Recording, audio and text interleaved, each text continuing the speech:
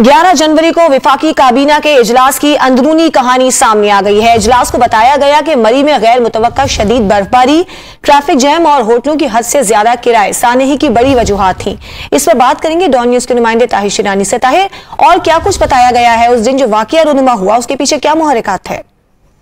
जी बिल्कुल, जो 11 जनवरी को वफाकी काबीना का इजलास हुआ और डॉन न्यूज को जो एक्सक्लूसिव तफसीलात मौसूल हुई हैं, उसके मुताबिक इजलास को बताया गया कि जोड़ तोड़ के जरिए होटलों के कमरों के हद से ज्यादा किराए मांगे गए। हद से ज्यादा किरायों ने सयाहों को गाड़ियों में सोने पर मजबूर किया।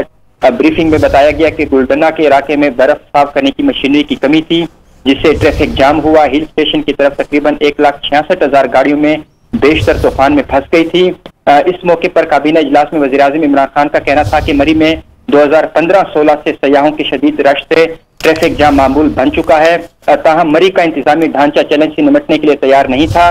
वज़ीर-ए-आज़म ने कहा कि इस किस्म के सानियात से बचने के लिए स्ट्रक्चर इस्लाहात की जरूरत है और वज़ीर-ए-आज़म ने वफाकी काबीना को यकीन दिलाया कि पंजाब हुकूमत ने सानहे की तहकीकात के लिए जो कमेटी तश्कील दी है उसकी रिपोर्ट आने के बाद इकदाम किए जाएंगे।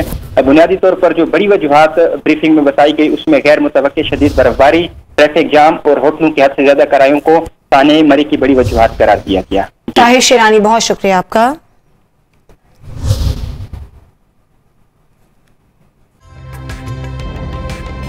ताज़ा तरीन वीडियोस के लिए हमारा YouTube चैनल सब्सक्राइब करके बेल आइकन प्रेस करिए ताकि आपको मिले हर अपडेट सबसे पहले।